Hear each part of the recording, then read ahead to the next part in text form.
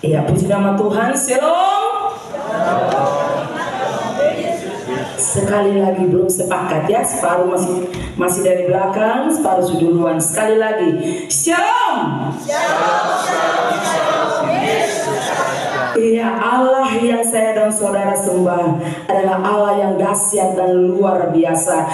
Di bawah kolong langit ini tidak ada Allah lain seperti dengan Allah saya dan saudara. Dia layak ditinggikan, dia layak dimuliakan, karena dia Allah di atas segala Allah, Raja di atas segala raja, bahkan Tuhan di atas segala yang dipertuankan.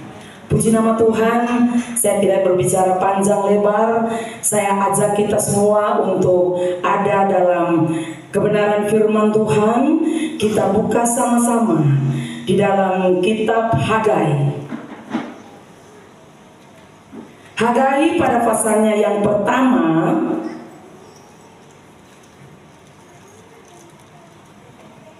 Nanti ketika pulang di rumah bisa satu perikop ini dibaca secara tuntas,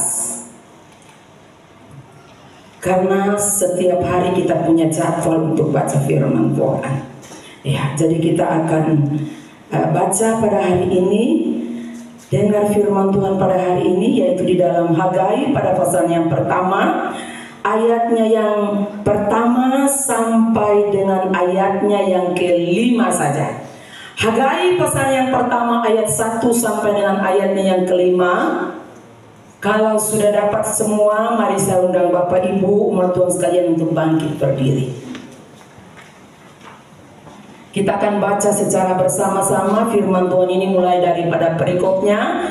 Dengan hitungan yang ketiga kita baca sama-sama. 1, 2, 3. Ajakan untuk membangun kembali bait suci. Pada tahun yang kedua zaman Raja Darius, dalam bulan yang ke-6 pada hari pertama bulan itu, datanglah firman Tuhan dengan perantaraan Nabi Hagai kepada Zerubabel bin Shealtiel, Bupati Yehuda, dan kepada Yesua bin Yosadak, Imam Besar, bunyinya. Beginilah firman Tuhan semesta alam. Bangsa ini berkata, sekarang belum tiba waktunya untuk membangun kembali rumah Tuhan. Maka datanglah firman Tuhan dengan perantaraan Nabi Hagai, bunyinya, apakah sudah tiba waktunya kamu untuk mendiami rumah-rumahmu yang dipampani dengan baik, sedang rumah ini tetap menjadi reruntuhan. Oleh sebab itu, beginilah firman Tuhan semesta alam, perhatikanlah keadaanmu. Ya, sampai di ayatnya yang kelima saja. Terima kasih banyak, Tuhan Yesus memberkati. Judul dari pembacaan kita pada saat ini adalah ajakan untuk membangun kembali bait suci. Dan saya ambil judul ini sebagai judul firman Tuhan pada pagi hari ini. Ya, jadi judul firman Tuhan yang saya sampaikan adalah ajakan untuk membangun kembali bait suci. Kalau judul dari pembacaan ini adalah ajakan untuk membangun kembali bait suci, berarti bait suci ini mulanya sebelumnya sudah terbangun. Ya, bait suci ini sudah terbangun, ya, tetapi untuk dibangun kembali mungkin sudah tidak lagi bait suci ini, sehingga sudah ada dalam kondisi yang tidak bagus. Makanya diajak kembali untuk membangun ulang itu bait suci, bangun kembali, pugar kembali itu bait suci. Ya, kita akan baca dulu di dalam 1 Korintus pada pasalnya yang ke-3. 1 Korintus pasal 3, saya minta untuk baca ayatnya yang ke-16 dan 17. Demikian firman Tuhan. Iya. Tidak tahukah kamu bahwa kamu adalah bait Allah? Tidak tahukah kamu bahwa kamu adalah bait Allah? Dan bahwa roh Allah diam di dalam kamu? Dan bahwa roh Allah diam di dalam kamu. Jika ada orang yang membinasakan bait Allah, jika ada orang yang membinasakan bait Allah, maka Allah akan membinasakan dia. Maka Allah akan membinasakan dia. Kita tahu ini dulu. Berarti ya, firman Tuhan sementara disampaikan buat kita supaya kita tahu bahwa tubuh kita adalah bait Allah. Judul firman Tuhan adalah ajakan untuk membangun kembali bait suci atau bait Allah. Ya, jadi kita harus tahu bahwa tubuh kita adalah bait Allah. Ya, dan Roh Allah diam di dalam kita.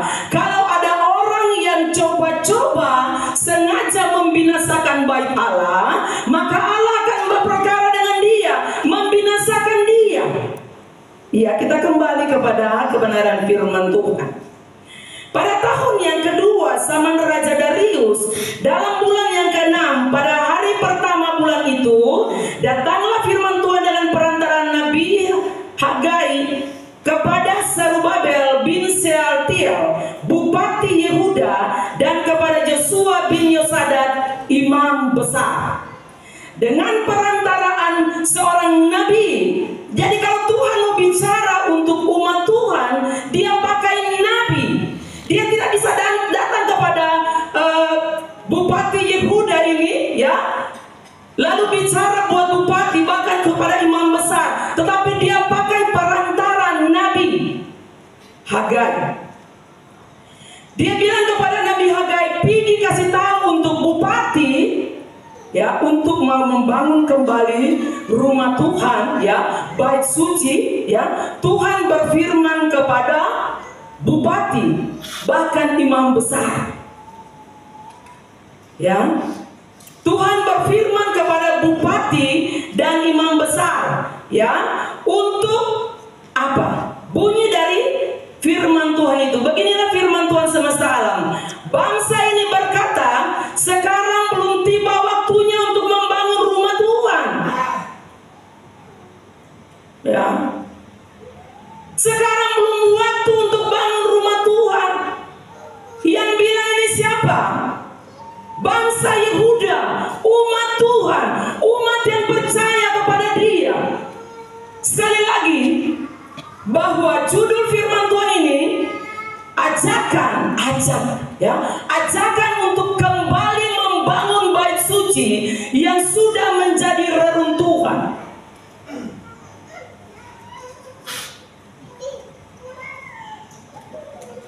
Tuhan mendengar setiap perkataan daripada bangsa ini.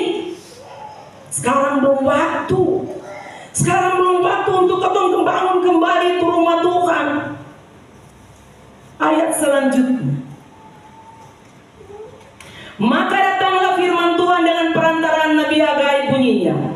Apakah sudah tiba waktunya bagi kamu untuk mendiami rumah-rumahmu yang dipapani dengan baik, sedang rumah ini tetap menjadi reruntuhan?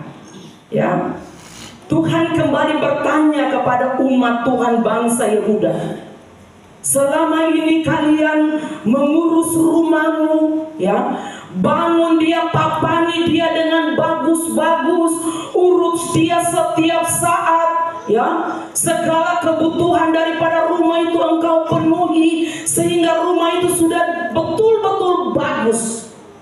Sewaktukah kalian masuk di dalam rumah itu, kalian mendiami rumah itu, sedang hari-hari ini rumahku, rumah di situ adalah hurufnya huruf besar, R-nya besar, berarti rumah itu rumah Tuhan, bait suci itu sedang menjadi reruntuhan, tidak diperhatikan sama sekali sampai sudah menjadi reruntuhan. Oleh dan sebab itu, beginilah firman Tuhan semesta alam, perhatikanlah keadaan. Ya. Kata perhatikan, ya, dua kata yang diulang sampai lebih, ya, sudah beberapa kali dikatakan perhatikanlah keadaanmu di dalam ayatnya yang kelima dan ayatnya yang ketujuh. Coba dibaca ayatnya yang ketujuh. Beginilah firman Tuhan semesta alam, perhatikanlah keadaan. Beginilah firman Tuhan semesta alam, perhatikanlah keadaanmu. Ya, satu kata yang kalau diulang-ulang berarti ini sesuatu yang harus diperhatikan. Ini sesuatu yang penting sampai diulang 2 kali.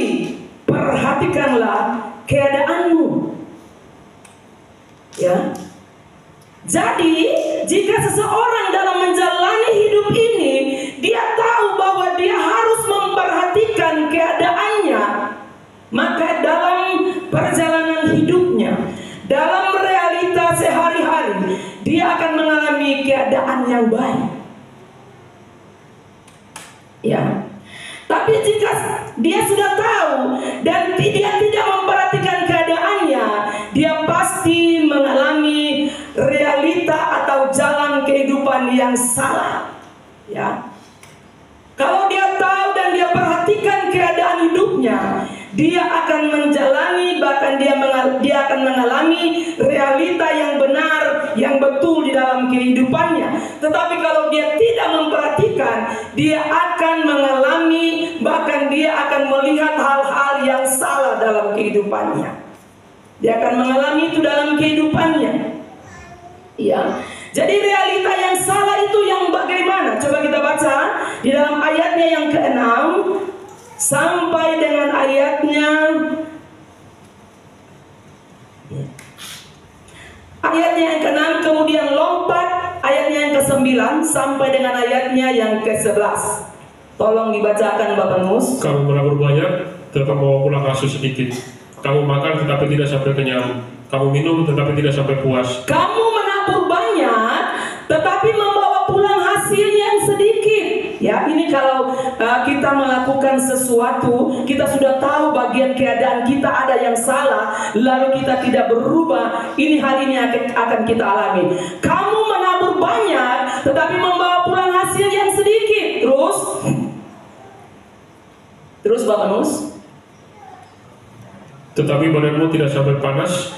Kamu makan tetapi tidak sampai kenyang. Kamu minum tetapi tidak sampai puas. Ya, makan tapi serasa kenyang, minum tapi sen puas. Kamu berpakaian tetapi badanmu tidak sampai panas.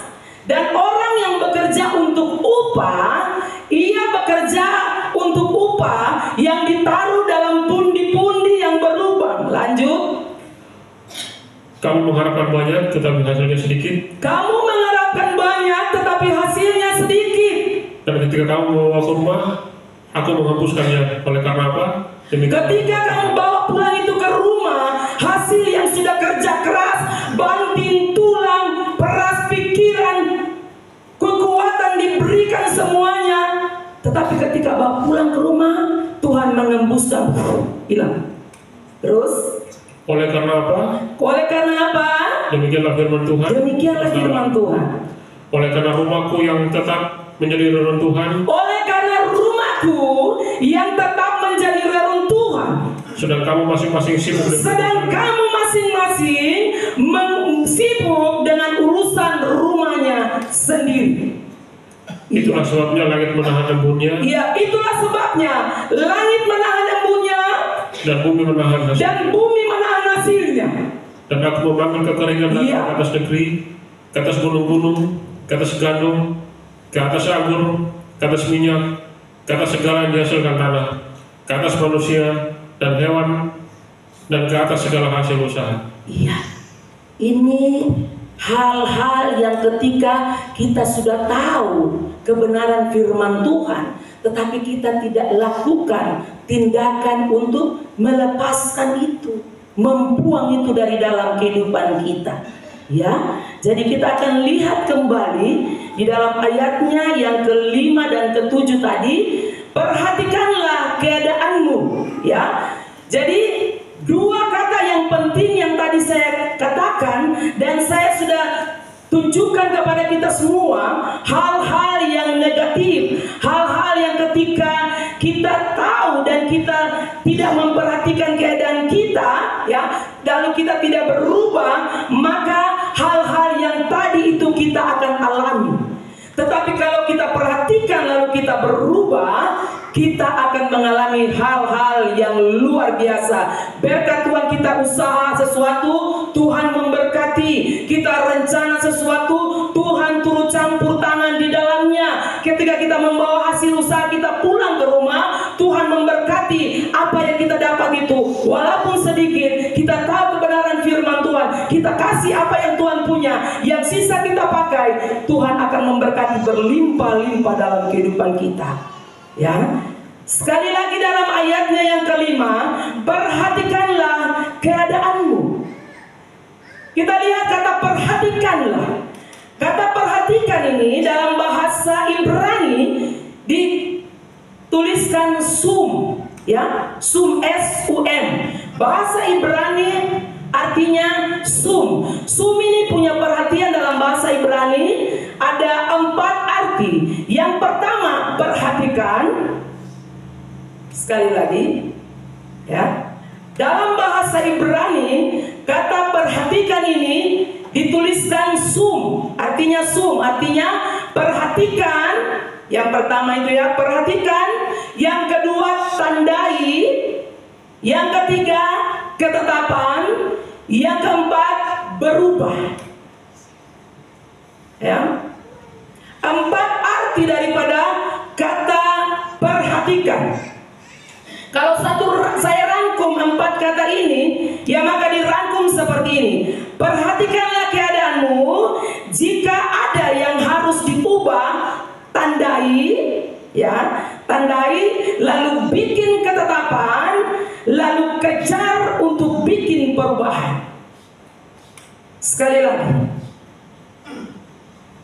perhatikanlah keadaanmu.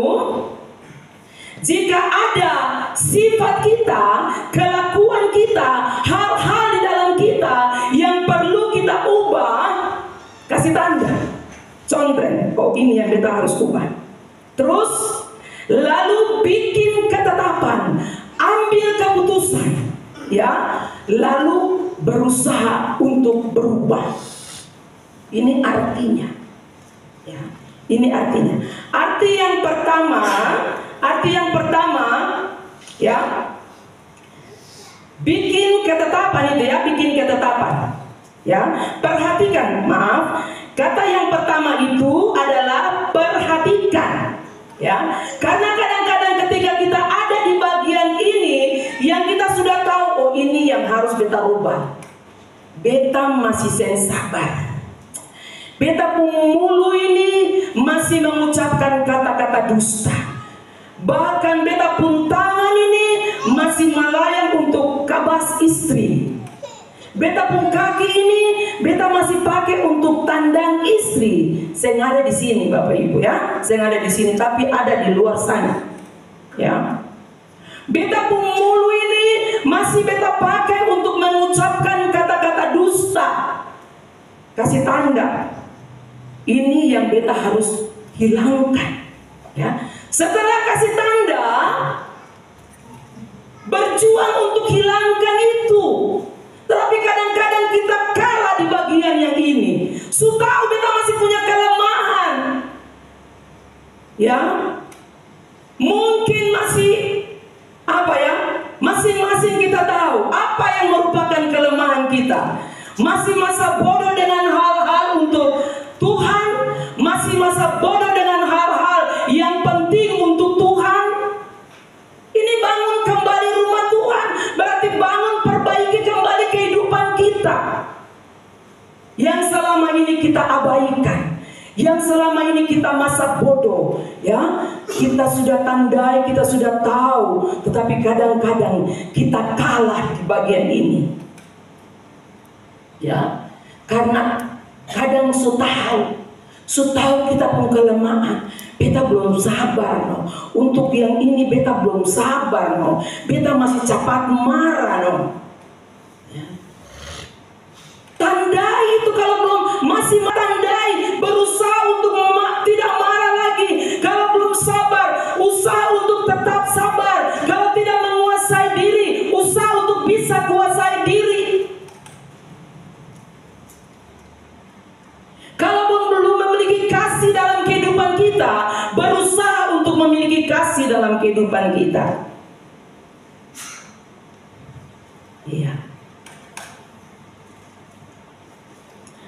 Ini saudara. Jadi setiap kali kita mendengarkan firman Tuhan, guna daripada firman Tuhan untuk mengajak mengajar kita, menegur kita, memperbaiki kelakuan kita. Jadi yang tadi dikatakan, kalau su tahu di bagian ini beta masih salah di sini, contreng dia, lalu lakukan perubahan. Lakukan perubahan dalam kehidupan kita. Ya. Bukan kita perhatikan orang lain lalu kita bilang dia harus berubah.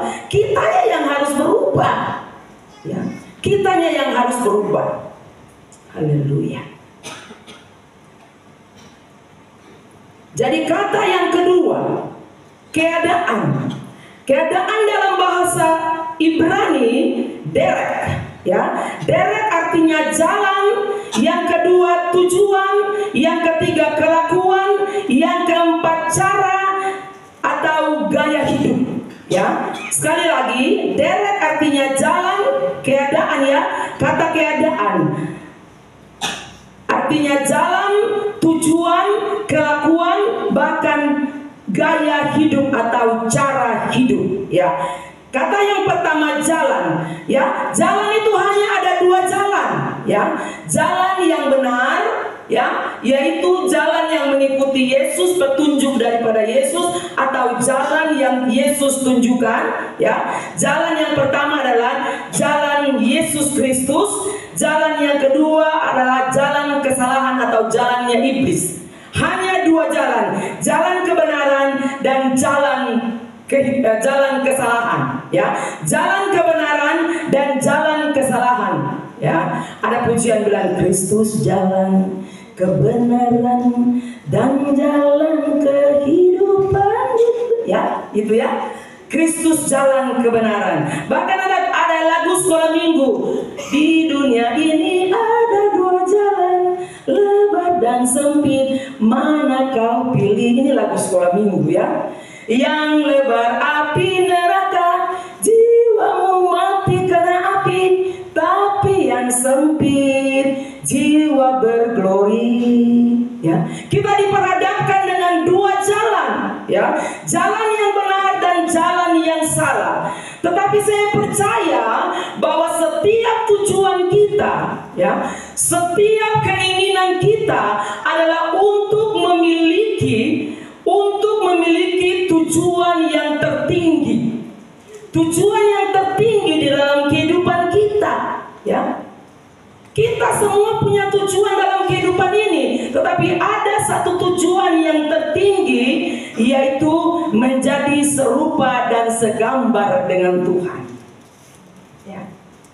Saya percaya bahwa semua kita punya tujuan ada, tetapi di dalam kehidupan kita semua ada satu tujuan yang paling tinggi, yaitu menjadi serupa dan segambar dengan Dia. Baca Kejadian 1 ayat 26.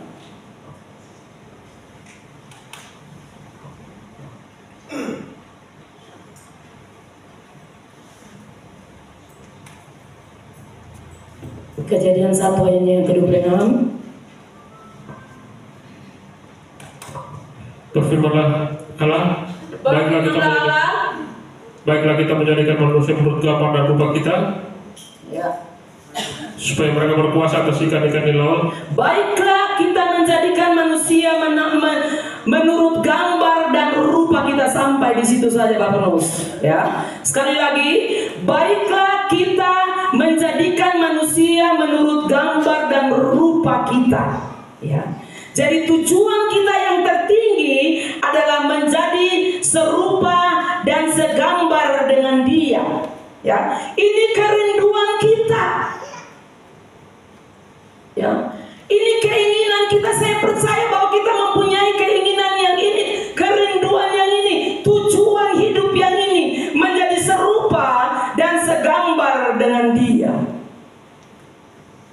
Hanya satu kerinduanku,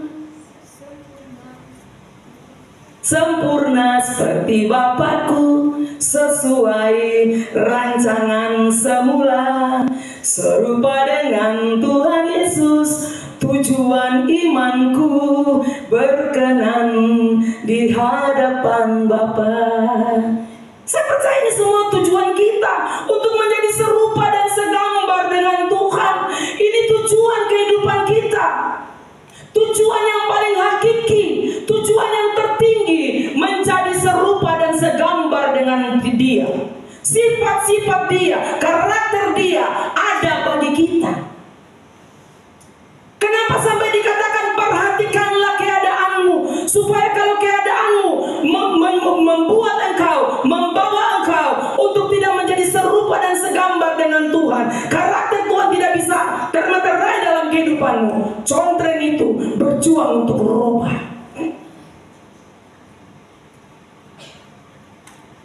Karena ini yang sangat penting dalam kehidupan kita. Tujuan yang paling tertinggi menjadi serupa sifat-sifat Tuhan. Karakter kita sama dengan karakternya Tuhan. Kelakuan kita sama dengan kelakuannya Tuhan. Gaya hidup kita, cara hidup kita betul-betul memancarkan kasih Kristus, sehingga dapat dilihat oleh semua orang, dapat dibaca oleh semua orang. Karena kehidupan kita adalah surat Kristus yang terbuka, yang dapat dibaca oleh semua orang.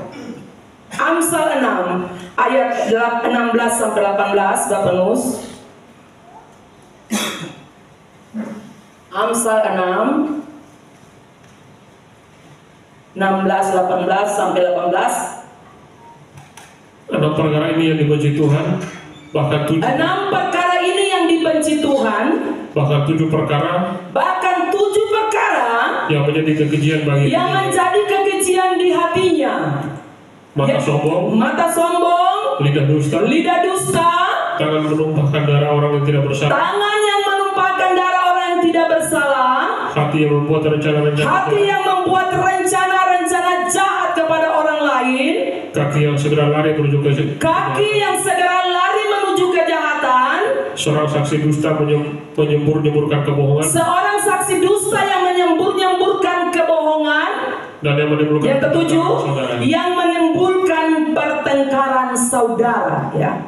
6 perkara yang dibenci Tuhan, bahkan tambah 7 pertengkaran yang suka menimbulkan pertengkaran saudara. Kelakuannya, gaya hidupnya, cara hidupnya, ya, kadang-kadang membuat Tuhan tidak suka.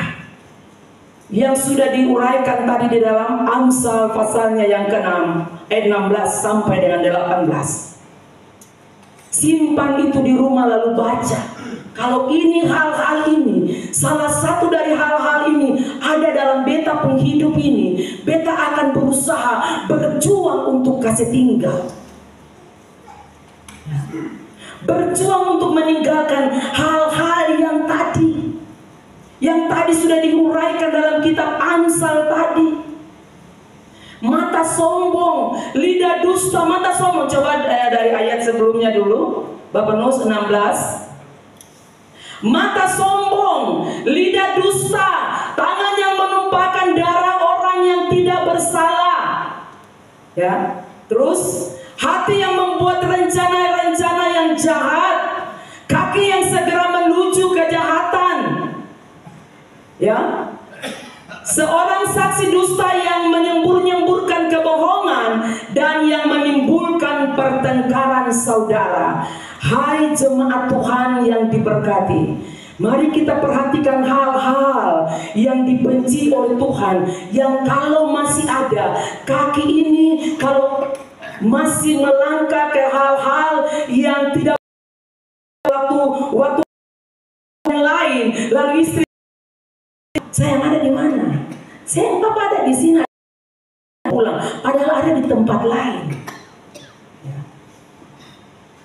Masih bisa berbicara dusta, menyembur-nyemburkan kebohongan, sifatnya suka menimbulkan, bikin orang bakalahi. Hal-hal ini harus dihindari dari dalam kehidupan kita. Awasi kehidupan kita, perhatikan keadaan kita, kehidupan kita. Kalau ada yang salah, sekali lagi kasih tanda, lalu berusaha berjuang untuk kasih tinggal itu. Ada seorang tokoh dalam Alkitab, saya suka sekali. Dia adalah seorang yang pemberani. Dia berani untuk bilang ke Tuhan, ya, supaya nilai dia. Kita buka dalam kitab Ayub 31. Ya, seorang Ayub yang luar biasa, ya. Ayub 31 ayat 1 sampai dengan ayatnya yang ke-6. Aku telah menetapkan syarat bagi mataku. Aku telah menetapkan syarat bagi mataku. Ini Ayub yang bilang, dia menetapkan syarat untuk dia punya mata. Masakan aku memperhatikan anak darah. Ini sudah 2 kali saya sampaikan firman Tuhan ini di sini. Ayub saja dia berani, kembali dulu. Ayub saja dia berani, ya. Dia bilang, aku telah menetapkan syarat bagi mataku, ya. Masakan aku memperhatikan anak darah, ya. Ayub sudah punya istri. Walaupun istrinya itu ketika Ayub dalam kondisi sekarat, borak dari batu kepala sampai di telapak kaki.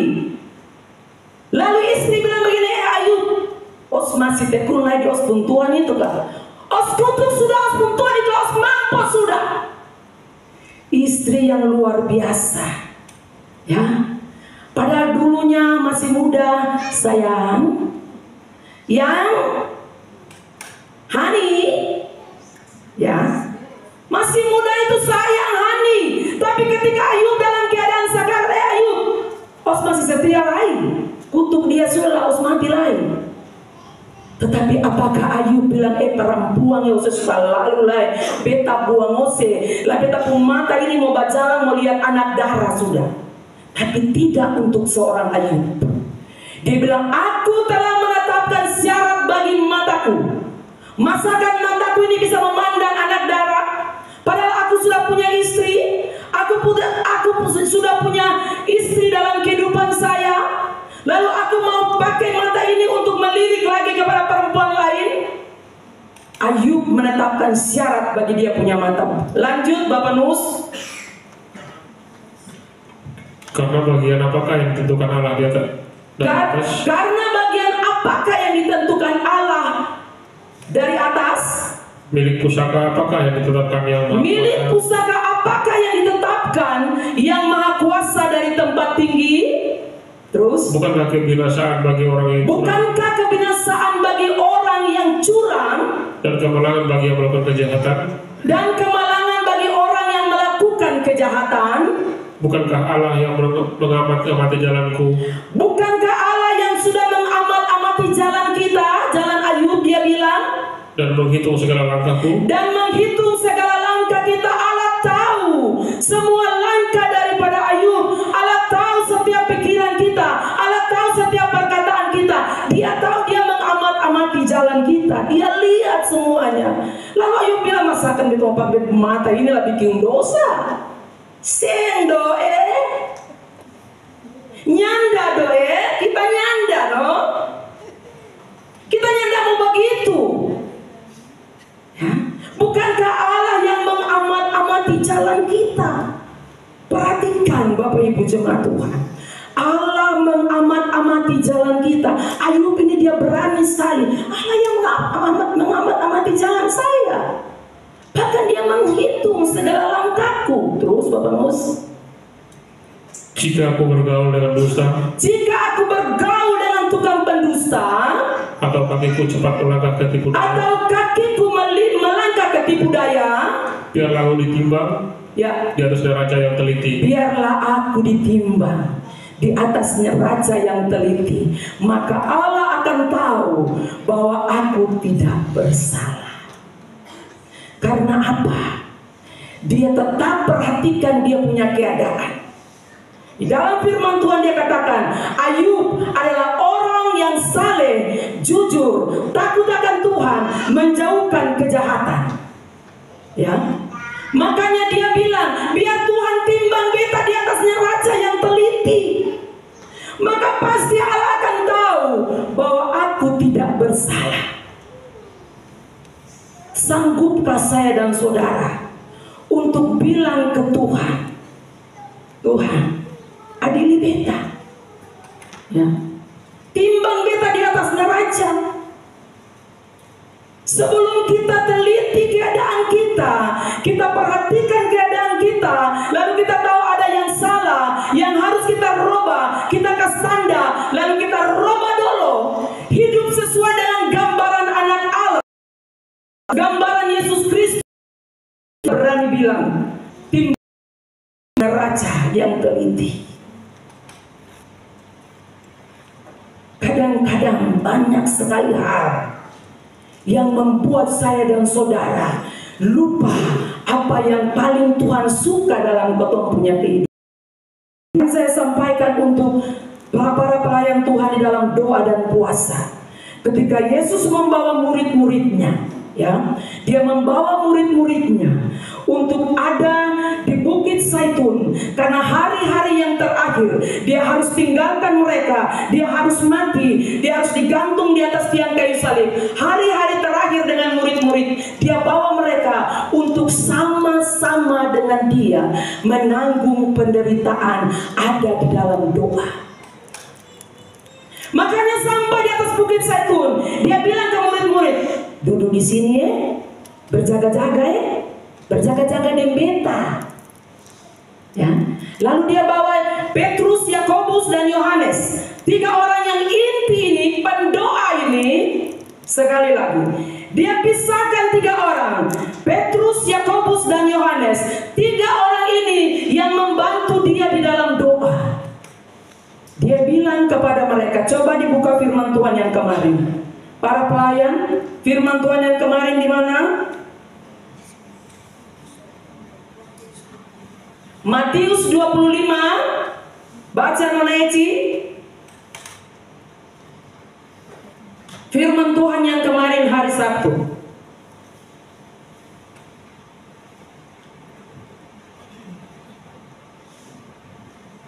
Kita buka itu dulu. Ada yang ingat para pelayan hari Sabtu kemarin?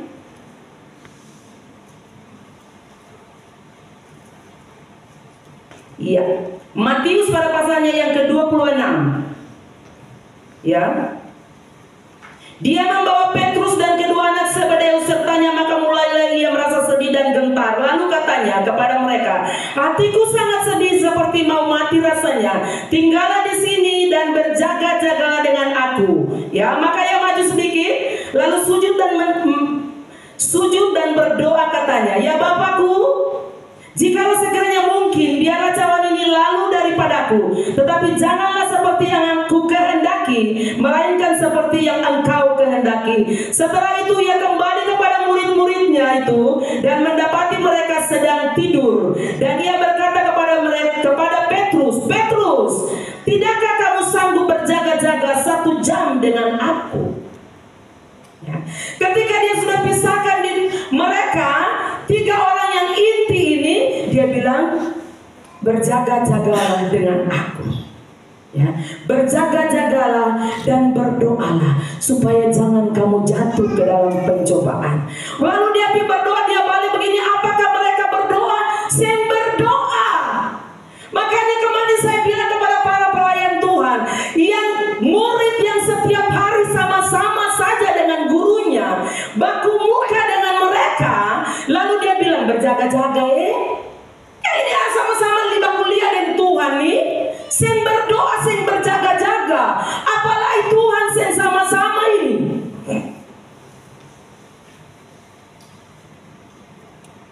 Makanya dia bilang Pak Petrus, Petrus, tidakkah kamu sanggup berjaga-jaga dengan beta 1 jam saja? Hal-hal ini yang menjadi kesukaan Tuhan, mencari wajah Tuhan, kadang-kadang itu hilang dari dalam kehidupan kita. Kita seringkali memperhatikan apa yang menjadi keinginan kita saja, membesarkan kedagingan kita, memperhatikan apa yang kita suka saja, yang kita punya saja. Tetapi apa yang punya Tuhan, sampai Petrus ditegur keras, tidak sanggupkan kau berjaga-jaga Petrus? Dan beta 1 jam saja Petrus, sing bisakah Petrus kan? Lalu saya balikan itu kepada saya ketika saya renungkan firman Tuhan. Lalu saya renungkan, Tuhan bilang begini, Relna, tidakkah engkau sanggup berjaga-jaga dengan aku 1 jam saja, Relna? tandai itu, kalau betul tidak ada doa 1 jam saja dari kita untuk Tuhan setiap hari, tandai itu, lalu lakukan perubahan, berjuang untuk melakukan perubahan. Hal yang sangat penting saudara, yang paling hakiki, tujuan hidup kita menjadi serupa dan segambar dengan Tuhan. Berarti mari kita berjuang untuk tabiat kita, kelakuan sifat kita, cara hidup kita, gaya hidup kita sama dengan gaya hidupnya Tuhan. Amin. Firman Tuhan saya tibakan di sini. Tuhan Yesus memberkati kita semua. Haleluya.